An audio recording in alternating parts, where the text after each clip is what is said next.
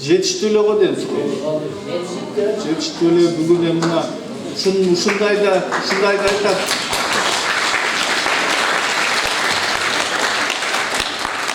Агайларыңар, эжелериңер мынакей астыңарда эле отуруп жеган заведующий кафедралар.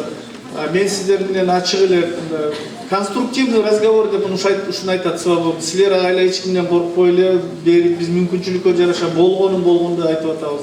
Ошондуктан эже агайлар, студенттер, давайте ушул улуттук университеттин жакшы жака өнүктүрүш сиздердин да биздин да колубузда.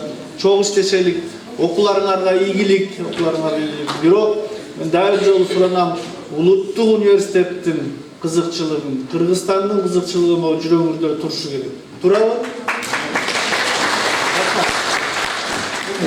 Урматтуу ректор мырза, доктор Токташ, сизге биздин ушул 6-окуу имаратында жайгашкан студенттердин активинин атынан терең ыраазычылык билдиребиз.